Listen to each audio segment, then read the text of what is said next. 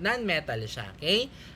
And yun nga, 'di ba, pag organic chemistry, non-metal and carbon ang ating bida, okay?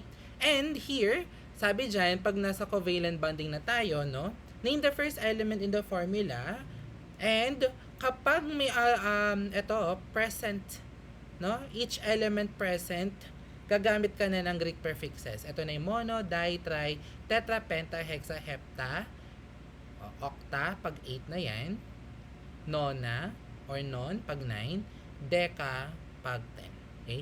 So, these are the Greek prefixes that we can use when we are now in your covalent bonding. Okay? Kapag nabibilisan ha, magsabi lang kayo ni. Iba kasi pag online, 'di ba? Nagno-notes ba kayo niyan? Tapos wala na naman kayong notes. Pwede nyo i-screenshot, no? Mag-screenshot kayo as a proof na rin na attendance niyo, no? Si Raymond makata. Pwede naman. Pwede nyo i-screen record. Okay? Pwede naman. Okay?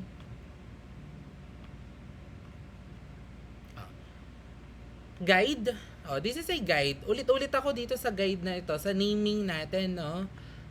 Pag ionic, yan, no? Metal and non-metal siya. Or, pag non-metal siya, this is now a covalent. So, pupunta ka dun sa part na to, ionic. Kung nasa metal in group 1A, 2A, and 3A, diba? This is part of your periodic table. I believe, no? Kayang-kaya na mag-periodic table. Ha? Edison at Newton. Diba? Kayang-kaya na mag-periodic table. Okay? So, if yes, walang Roman numeral, walang Greek prefixes. Bakit walang Roman numeral? Kasi wala pa tayo, hindi part ito ng transition metal natin, di ba? Pag nasa transition metal tayo, doon tayo gagamit ng Roman numeral. Hindi rin tayo gagamit ng Greek prefixes kasi hindi siya covalent bonding. Okay? So, kung hindi siya part or no siya, doon ka gagamit ng Roman numeral. And yung Roman numeral, saan nagbe-base? Saan nagbe-base yung Roman numeral pag nasa ionic bonding tayo?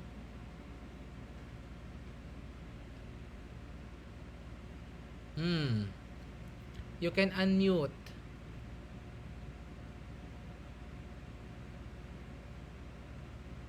Yung Roman numeral, saan nagbe-base yan? Let's say for example, you have copper.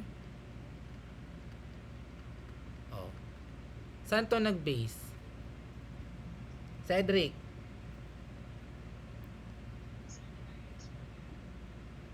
Anions. Yun yung sa babayan, di ba? Yung group yan. Yung cations and anions.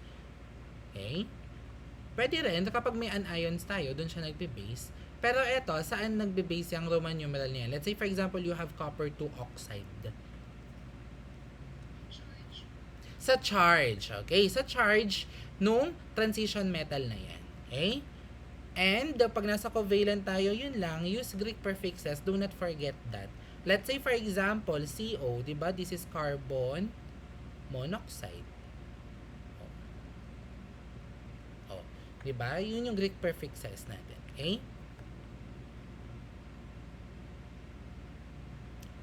Formulas and structures of covalent bond.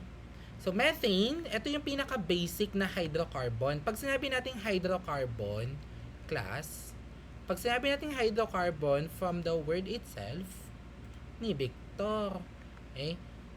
From the word itself, hydrocarbon, hydrogen and carbon lang. Okay? Hydrogen and carbon lang ang hydrocarbon. Okay? No? Wag na kayo mag-overthink pag hydrocarbon. Hydrogen at carbon lang ang nakikita. As you can see on the structure, 'di ba? May nakikita ba kayong nitrogen? 'Di ba? Wala. Meron ba? Wala, 'di ba? Wala. So pag hydrocarbon siya, hydrogen and carbon lang siya, ne. Uy, ne. Please, bawi kayo ng fourth quarter, ha? Bawi kayo ng fourth quarter. Minimal lang ang computation sa fourth quarter, decimal lang, ha? No? Newton at Edison. Kaya pang higutin yan. Kaya pang mag-line of 9 ang general average ng Gen Chem. Kaya. Kaya ba? Ba't ang tahimik nyo? Yan, dama. Okay? Okay. So, yun ha. Okay, carbon must make 4 bonds. Yan yung laging sinasabi. To make its octet. Diba? Yung octet is the ultimate goal ng mga element, kaya nga sila nakikibond. Except lang sa mga noble gas kasi they already reached this octet. Kaya nga we're noble. Kaya nasa dulo kami. Ganun yung mindset, di ba? So each hydrogen atom will make one bond. Connecting the atoms fulfills these requirements. Okay? So let's say for example here, 'di ba, this is carbon and apat yung naka-attach kayang hydrogen. 'Di ba? Kung i-drawing ko 'yan, pwede naman kasi siyang ganito. Pwede naman ganyan, 'di ba? 'Di ba? Pwede naman ganyan. Pwede ko naman i-draw yung CH4 or methane na 'yan in that way. But then again, yung kanina sinasabi ko na electron repulsion method, ang sinasabi ng electron repulsion method, yung attachment ng mga elements as much as possible, ma-achieve nila yung greatest angle or greatest distance. Okay, ulitin ko. Yung sinasabi sa electronic repulsion theory, ang pag-attach ng element sa isang element, kailangan kuha nila yung greatest distance or dapat malayo sila sa isa't isa. So, etong dinrawing ko dito sa gilid, hindi siya pwede. 'Di ba?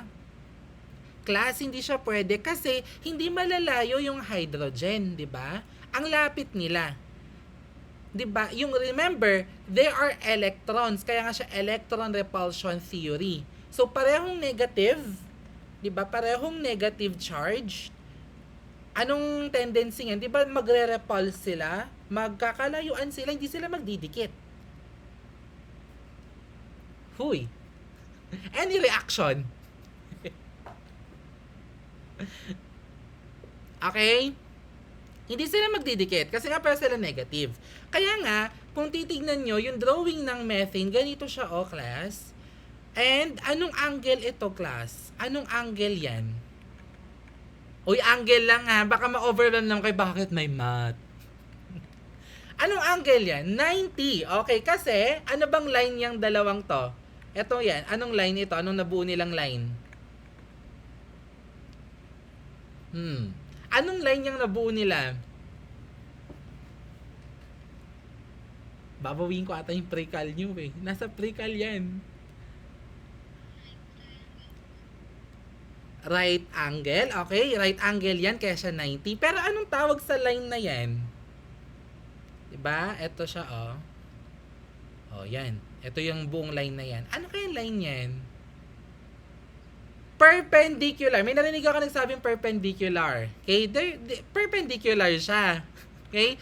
Kaya nga, di ba, ang perpendicular lines, di ba, perpendicular lines, yun yung nag-i-intersect sila. Yung tagpo kayo pero ending hindi kayo tinadhana. Pinagtagpo lang kayo at some point pero hindi kayo tinadhana. Okay? Ayun yun, no? Doon kayo nagtagpo, doon, no, sa gitna. Okay? So, perpendicular lines, ang angle yan is 90 degrees. Okay? So, di ba, as you can see there, yan na yung pinaka-optimum na distance ng hydrogen. Compared to this drawing here sa dulo, as you can see there, we do not know the angles of this. Di ba? Tsaka sobrang lapit nila, hindi pwede yan sa electronic or electron repulsion theory. Nakukuha ba yung examples ko sa electron repulsion theory? Pag nag-face-to-face tayo, meron kasi akong laruan sa school, ipapakita ko yung yung structure ng methane na yan. At kung talagang ganyan siya in real life, ha? So for now, muna tayo, virtual muna tayo na drawing which is like that. Yan ang structure ng methane natin. Okay? Again, yung theory na yun electron repulsion theory, sinasabi, dapat ang connecting or magko-connect na elements for yung distance nila, yung pinaka-great distance or pinaka-mataas na distance or pinaka-malaking distance ang mako-cover dapat. Hindi sila pwedeng halos magdikit-dikit, no? Hindi na, at some point magdidikit-dikit sila pero hindi dapat, as much as possible hindi muna dapat. Okay, so that is your electron repulsion theory na kailangan natin for your Lewis structure. Okay, may question ba? May nagtataas ng kamay? Nagdi-disapprove ka, Coles.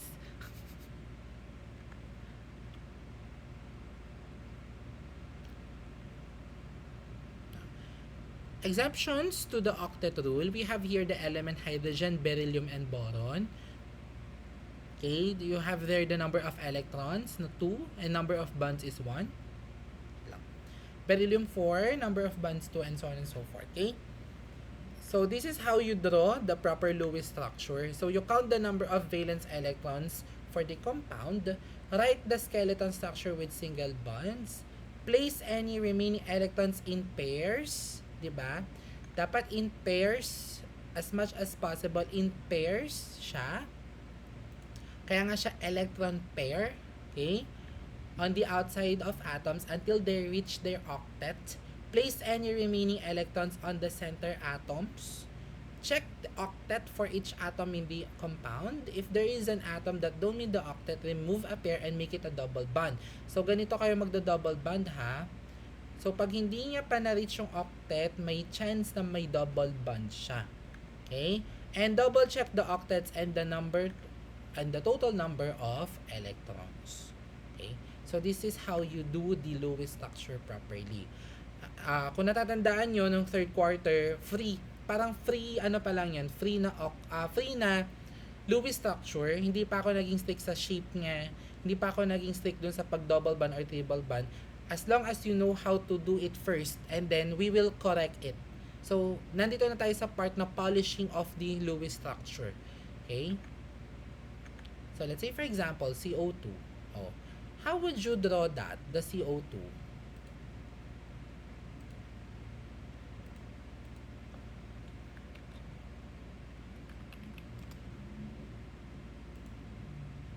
CO2. Ano sabi dyan? Count the valence electrons for the compound. Ano bang valence na Nea? Yes? Pwede naman. Oo. Pwede yan send sa GC in drawing. Okay? May GC naman tayo, okay? Pwede nyo doon. Valence. Lewis structure of CO2. Try nyo guys. Pero, sige, maghintay ako ng konti. Kung may magsisend man dun sa GC natin. Start kayo dyan. Ano ba ang valence ng C? Usually, yan yung central atom, di ba? Sabi ko sa inyo, yung gumigit ng atom, siya yung konting ang bilang. So, in this case, di ba, isa lang yung C, dalawa yung O. So, gigit na si C. Okay, let's say for example, gigit na si C. Yan yung central atom mo at may O ka dito. Okay? How would you draw the Lewis structure of carbon dioxide? Ready na? Nea? Na-send na sa GC? Or dyan mo papakita sa Meet? Sige, go. Saan? Pakita.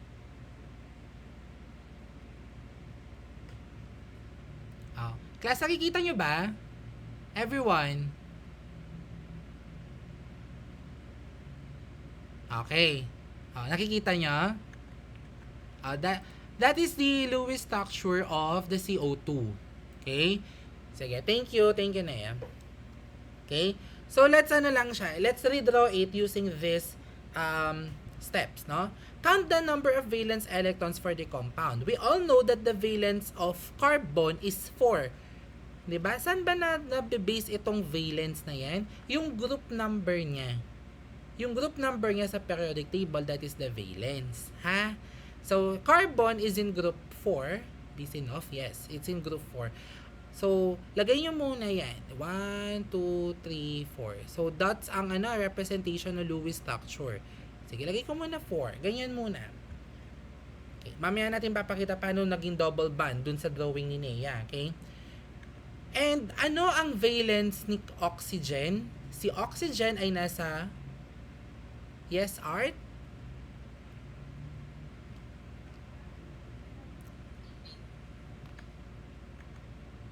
Nasa group 8 ba si oxygen? Anong group muna si oxygen? Negative 2 or nandun siya sa group 6. Tama ba? Nasa group 6 siya?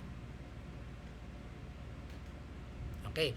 kung nasa group 6 siya, let's draw the valence electrons in pairs. Okay? So, lagay lang natin siya. Kasi kung gagawin din natin siyang paikot, okay? So, 2, 4, 6. Okay? Okay? Itong, ulitin ko ha. Si oxygen ay nasa group 6. Si carbon ay nasa group 4. Kaya yung valence nila, ganyan. At ganito si group 6. Okay? Yes, di marukot. May question ka, nak? Okay. Gawin din natin kay oxygen yan. 2, 4, 6. Okay?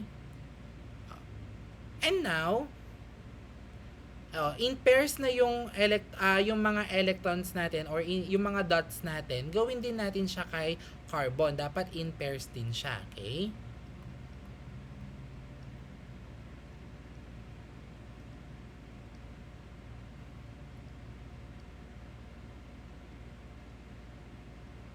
Okay, in pairs din siya. And then, we can now connect etong mga yan, magko-connect sila. 1, 2, 3, 4. Okay? So, let's see. If yung carbon ba natin or our central atom achieved yung valence niya. Okay? So, 1, 2, 3, 4. Yes, it achieved its valence electron at nakabond siya. So, kung bibilangin nyo kung na-achieve niya yung octet, ganito siya, 1, 2, 3, 4, 5, 6, 7, 8. Ha? Lagyan ko. Magre-red ball pen ako. Red ball pen yun. This is 1, this is 2, this is 3, this is 4, this is 5, this is 6, and this is 7, this is 8. Diba octet, from the word itself, octet, 8. So, in this case, carbon achieve its octet. Ayan yung sinasabi niya. Check the octet for each atom in the compound. So, kung check din natin yung kay oxygen, no? Kung bibilangin natin, this is, iba ako ng color.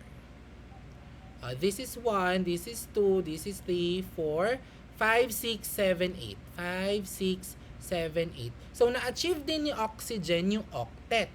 Therefore, all of the atoms there that bonded with each other, yung carbon and oxygen, they achieve their octet. Okay? So, okay na tayo. Wala na tayong babaguhin at double bond na siya. Okay? So, ganyan yung Lewis structure ni carbon dioxide. Ibig sabihin, etong mga yan, these are electron pairs. Okay? Electron pairs lang siya, no? Na, ibig sabihin, yung carbon dioxide can connect pa to other. Kasi may mga free pa sila sa taas at sa baba nila. Okay? So, yan yung drawing ni carbon dioxide. Okay? At, question. Tama ba yung arrangement natin, yung lining natin ng oxygen and carbon? Yung paganyan na straight line siya? Tama ba? Sa tingin nyo, na-achieve ba natin yung tamang drawing using the electron repulsion theory?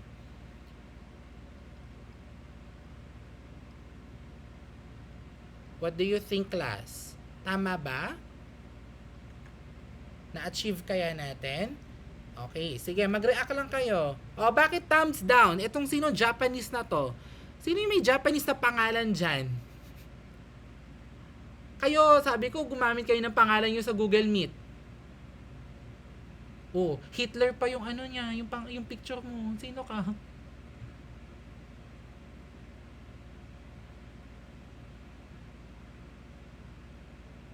Okay. So, I'm seeing a lot of reaction. So, tama siya, no? Kasi 'di ba, sabi ko nga, kailangan yung pinakamalaking distance ang mangyari doon sa bonding.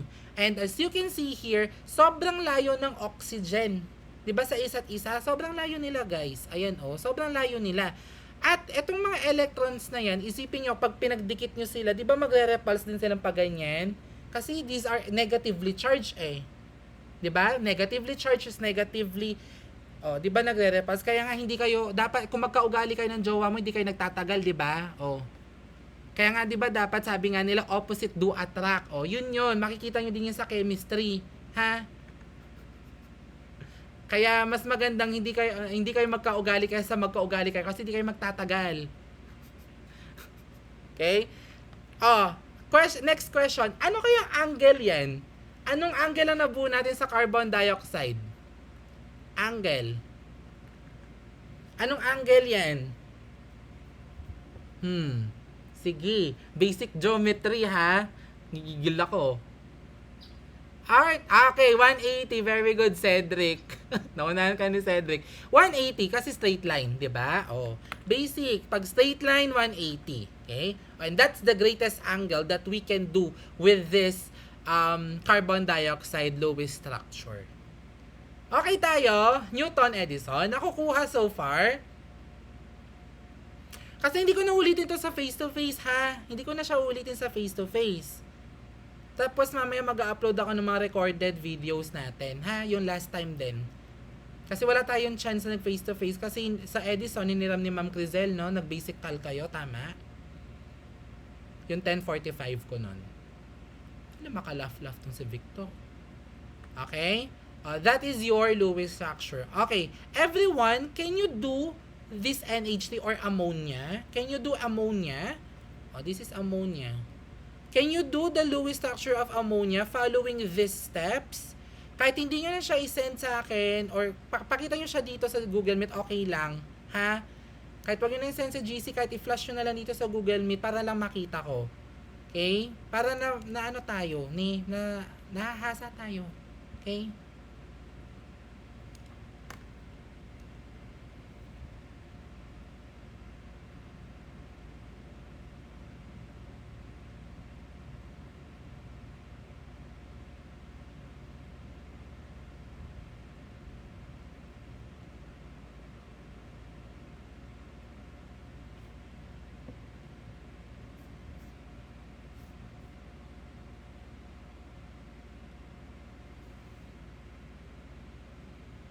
Okay. Okay, Nea.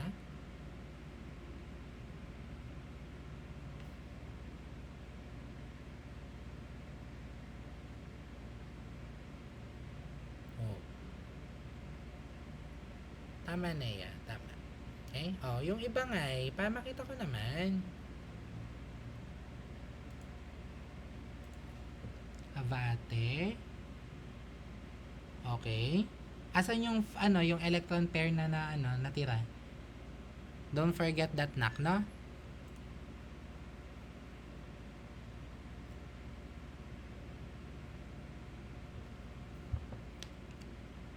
Yung iba nga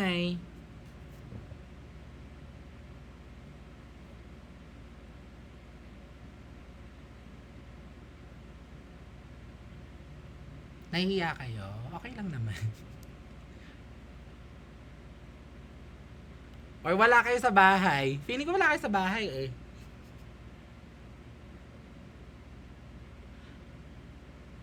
Hoy hindi na dito sa pilitan 'di ba sinabi naman ni DepEd asynchronous. Pwede, kailangan natin ha. Kasi kung di ko ito di-discuss, mahirapan kayo sa biochem, promise.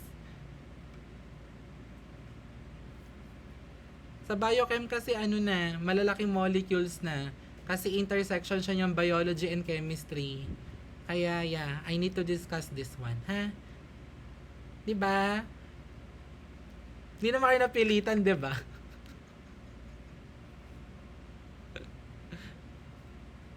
May nagta-thumbs down talaga, ha? Ikaw, Ian, ha? Okay. So, let's do the Lewis structure of ammonia, okay? So, ito na yung central atom natin, which is your N. Okay? Kasi siya lang yung mag-isa. Diba? Ala naman magsisentro ka ng tatlo. Tama? Isisentro mo ba yung tatlo? Diba? Isa lang ang priority mo, diba? Isa lang. Diba, Victor? Isa lang, hindi yung 10. Okay?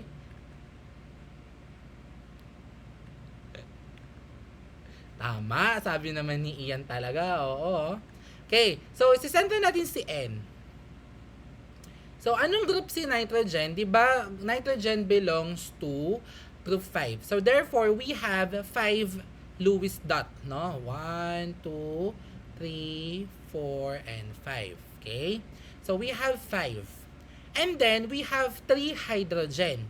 Yung hydrogen, it belongs to group 1. Therefore, meron lang tayong isang dot. Okay? So, isang dot here, isang dot there. Okay? So, kung magkoconnect sila, i-connect natin yung mga yan. Okay? Oh. This is the Lewis structure of ammonia. But then again, did we achieve the greatest distance ba with one another? Provided that we have a free electron pair here sa taas. Diba? Para kasi medyo malapit yung hydrogen here. So, medyo yung drawing nito, ganito siya. Okay yung nakagawa ng ganito. Okay siya. Okay siya. But, ipapolish lang natin yung structure niya. Kasi nga, compared to the 1-1 na electron na yan, mas malaki yung force ni 2. Therefore, yung malapitan na H na to, tsaka here, yan, ayan parang i-repel niya pa. I-repel niya kasi mas malakas yung force niya. So, kung ang drawing ni yung magiging drawing ni NH3 or ni ammonia is somehow like this one,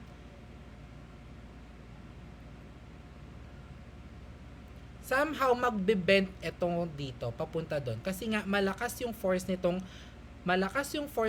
free electron here. Okay?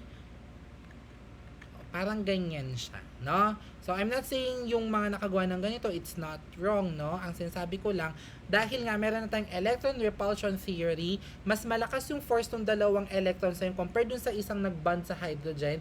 So, parang gusto nila lumapit pero gumanon sila, nag-bend sila. So, somehow medyo para siyang sino ba yan? Para siyang spider. Basta't yun, no? So, medyo magbe-bend lang siya. Okay? So far, so good ba tayo sa Lewis structure? Edison Newton, so far, so good tayo. Sige, kung naiya kayo magtanong here, tanongin niyo sa akin sa Thursday na kayo babalik, no? Tama ba? Grade 11. Thursday na, no? Oh. Sa Thursday nyo na lang tanongin, ha? Mamimit ko naman kayo both, sa Thursday. Oh, yan. No, sa Thursday nyo na lang siya tanongin. Okay? So, with that being said, let's go on now to polarity of molecules, which is a factor din sa pag-bond. Okay?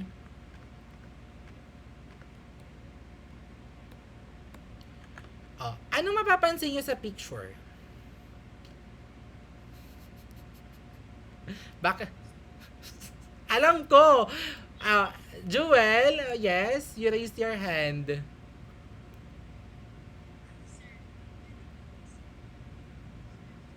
Yes, they cannot mix, diba? Tubig at langis. Kaya nga, diba, etong may kabit po. Okay. So, hindi sila magmi-mix. And even, naguhugas ba kayo ng pinggan? Okay. And, alam ko naman, Victor, kaya hindi na kita tinanong. Okay? Kung naguhugas kayo ng pinggan, di ba ang hirap lang hugasan ng pinggan ng water only? Tama? Halimbawa yung plate na yan, itong plate na to, yan. Ang hirap hugasan yan. Victor, ganito kasi pa naguhugas ng pinggan, no? Mahirap hugasan. Ang yaman nyo naman iyan, anong tapon agad? Okay? Mahirap hugasan yan ng water alone. Kaya nga, di ba, we need soap, we need dishwashing liquid para lang maalis natin yung oil or grease doon sa mga plato natin or sa mga dapat may safeguard. Grabe ka, Victor. Pwede naman. 'Di ba may joy nga tayong may antibac. Ayan. Oh, yeah, Dasebo. Yeah, very good. Dasebo. That's the very mahirap linisin talaga pa nagugas ang pinggan, okay? So here we can see that oil and water do not mix. First, ano kaya yung reason ba't hindi nagmi-mix ang oil and water? Cedric, ano kaya yung reason ba't hindi nagmi-mix si oil and water? Okay, there is a difference in density. So with that being said, sinong mas mabigat? Si water or si oil? Yes, it's water. Okay. So mas mabigat si water compared kay oil, kaya nga nagsasubside or nasa baba si water. Ano pa kaya yung reason kung bakit hindi nagmi-mix si oil and water? Bukod sa density. Then Cedric, anya? Hydrophobic pala. Lalim naman. Oh, what do you mean by hydrophobic ba? Oo, tama. Okay? When we say hydrophobic, di ba nga, you know, phobia na yan? Takot sa tubig si oil. Yes, Nea, you might want to add. Ah, okay. Okay? So, hydrophobic si oil and si water ay, yeah. Okay? Oh, ang isa pang reason is the polarity. Okay? Ito na yung lesson natin, no? The polarity of molecules. Kasi may tinatawag tayo non-polar and polar. Okay? So, makikita natin ano ba ang difference ng non-polar sa polar. Okay. O, yan pa pala. Nakalimutan kong i-flash. Diba? Walang forever. Okay? So, water is polar, oil is non-polar. Okay? So, when we say polar, these are molecules that are ready to be bonded to one another. Kaya nga 'di ba si water, ano ang other term kay water? Yung parang common name. Oh, Cedric, ano? Okay, universal tubig. Tama naman. Tama na 'yan. Okay? So, tubig, this is your universal solvent, no? Kaya nga universal solvent siya kasi most of the solute ay nade-dissolve ni water. Okay? But then again, not all. Not all, ha? Kahit universal solvent siya, not all. Okay? So, si oil is non-polar and later makikita natin paano natin madedetermine yung polar and non-polar. Okay?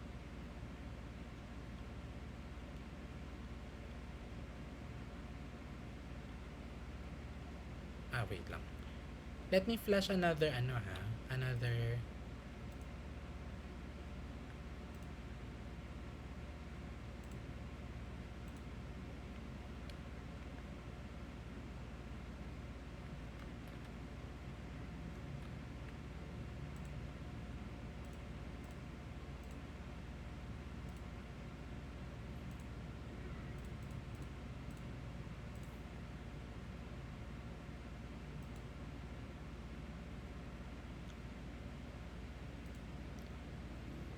Ayan, kita yung bagong PowerPoint. Everyone, nakikita ba? Thumbs up pag okay. Okay, thank you. Okay? So, how do we determine if a molecule is polar or non-polar? So, kailangan natin i-determine yung electronegativity. Oh, yung electronegativity na yan, guys, or class, nasa periodic table. Again, open po ang periodic table natin, makikita ninyo yung electronegativity. Okay? So, let's define first what is electronegativity. So, electronegativity is the tendency of an atom to attract a bonding pair of electrons. Okay? So, kung bakit nagkakaroon tayo ng mga molecules dahil din sa electronegativity. Okay? So, if the electronegativity difference is greater than 1.8, that is ionic bond. Okay? Ionic bond ang meron doon, no? Pag yung electronegativity difference, no, wait lang. 'Di ba delta? Oh. Kapag delta, 'di ba this is change?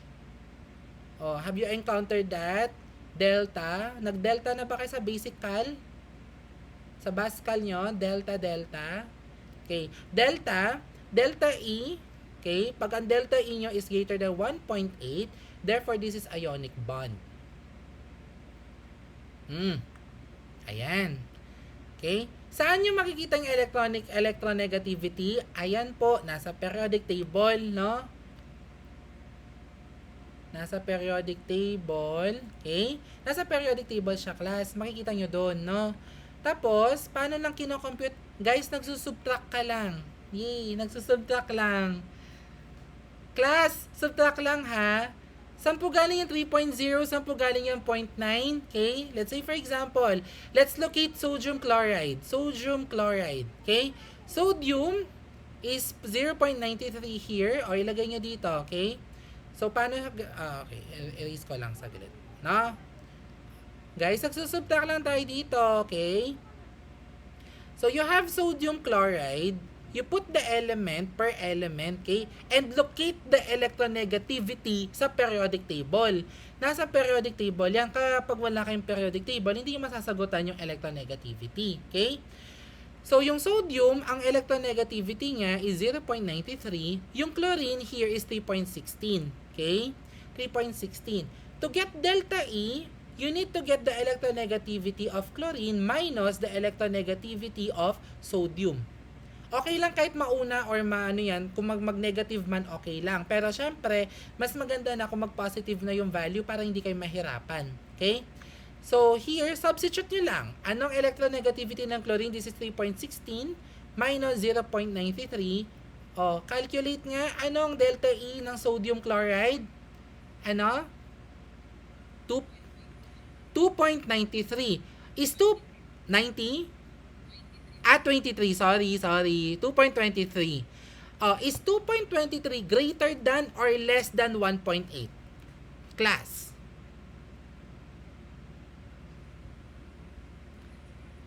Yung 2.23, nakikita niyo yung value, yung delta E is equal to 2.23. Mas mataas ba siya or mas maliit siya compared sa 1.8?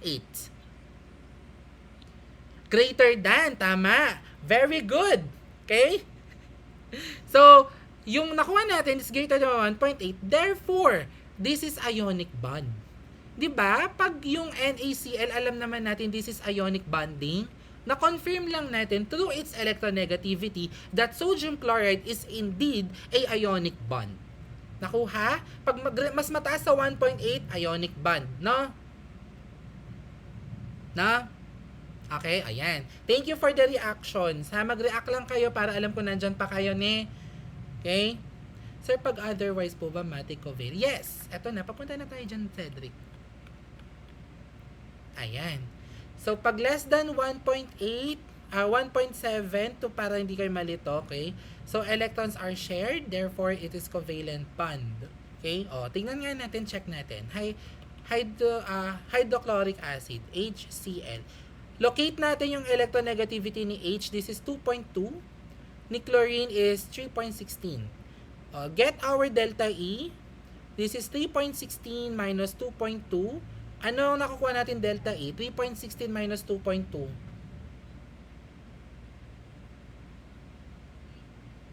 0.96, okay? Is 0.96 greater than or less than to 1.8? Ay, 1.7. Less than, diba? Therefore, this is covalent. Oh, covalent bonding. Okay? Oh, sige nga. Sir, hindi nyo ba tatanungin? Sir, paano po pag pinahanap sa amin yung electronegativity ni carbon dioxide? CO2. Paano kaya? Wait lang ha. Hanap ako ng dito. Halimbawa, CO2. Sir, CO2. How do we find for the electronegativity difference of CO2?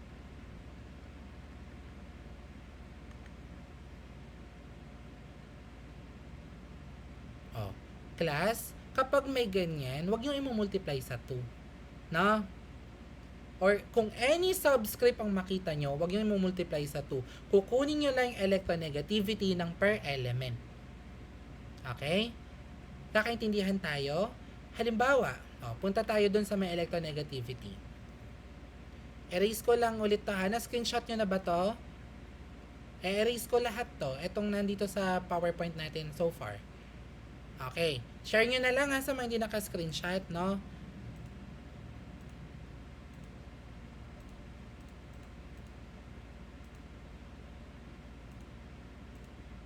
Okay. Halimbawa, you are asked to find for the electronegativity of CO2. So, CO. Yung C natin, this is 2.55. Yung O natin is 3.44. Kung may 2 siya dyan, wag yung multiply sa 2. Kuha, wag yung multiply sa 2. No?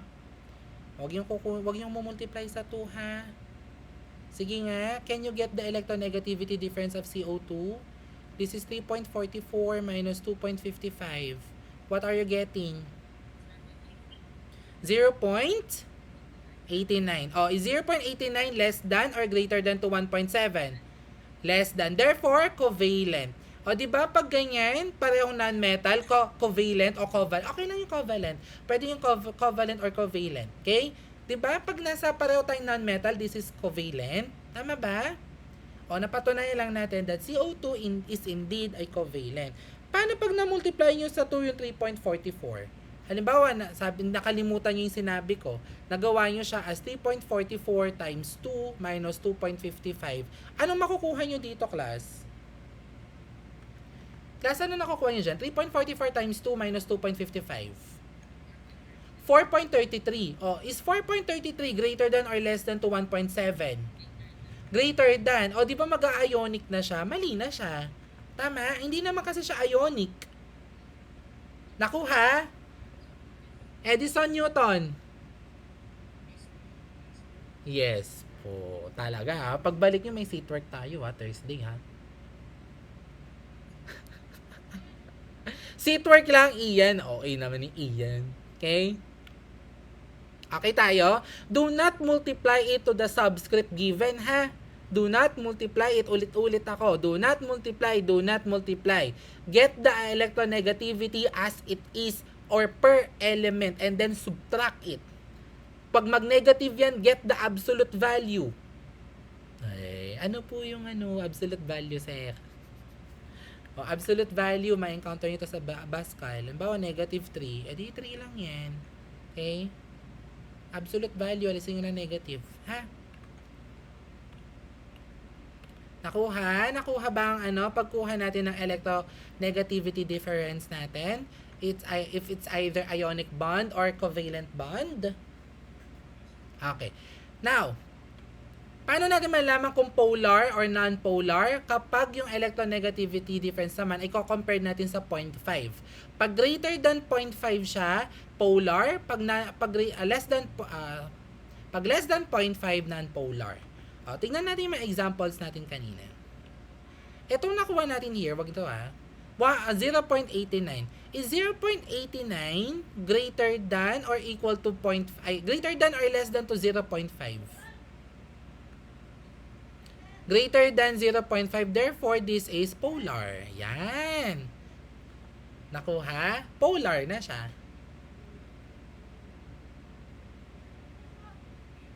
Okay. Pag less than, non-polar. Oh. Okay? Okay tayo sa electronegativity difference.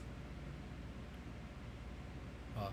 Ayun ang carbon dioxide, for example. This is polar bond. 1 ang kanyang electronegativity difference. Okay? O, diba? Pag less than or greater than to 1.8, tapos 0.5. Ayan. Question. Ito na tayo next niyan. Sa valence shell electron repulsion. Hindi ko alam kung thumbs down yan na nagagalit kayo sa akin o thumbs down yan na wala na kayong question. Sad yan na wala na kayong question. Wala na po. Okay. Anong Thursday? How we have a seat work, no? Okay? Okay tayo? Sure kayo, wala kayong question ha? Kasi mag-e-end na tong call. Sure kayo, walang question, class? Ba't ka galit? If you do not have any question, kindly turn on your cameras. Or switch on your cameras for our attendance. Ish, ayan, Iyan, hindi ka naman ata nagligpit na naman na pinaghigaan mo, kaya ayaw mo mag-open ng camera.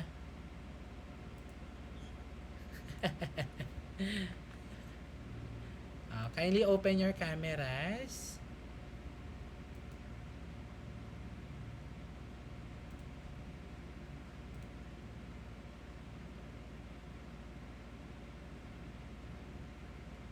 Asan na yung iba? Okay lang yan, Edsel. Iyan, sabi na eh.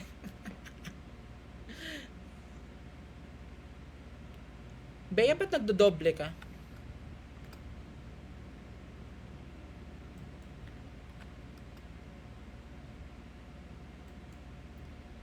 Share mo lang, Lebron. Sino ba tong Lebron? Okay. Sige na, last na. 1, 2, 3, okay. Nagyan mo naglalaba ka, Renz. Hala ka ta. Okay? So, kung wala ng question, hindi ko alam kung mag-meet pa tayo tomorrow. Di natin natapos eh. Tignan ko na lang ha. Baka Wednesday na lang, no? You can now leave the Zoom. Ay, the Zoom. Wow, Zoom yan. The Google Meet. Okay? Wala. Grade 12 ang papasok ng Wednesday. Thursday kayo.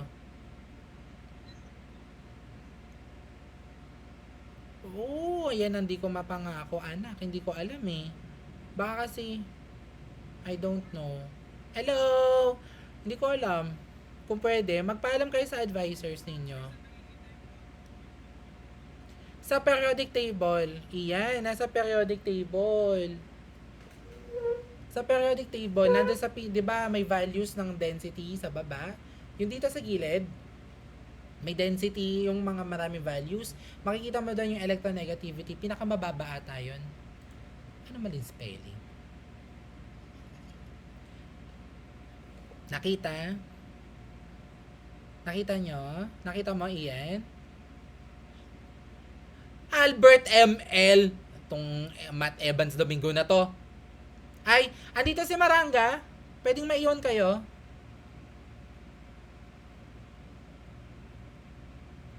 Maranga, andito ka ba? Group ni Maranga, PR. Pwedeng maiwan.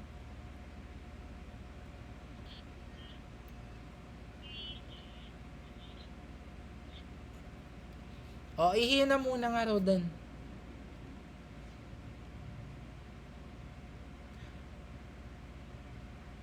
Kanina. Ay, sige. Bye. Maligo na, Ian. Sino muna si Lebron? Renz, magsalita ka. Sino si Lebron?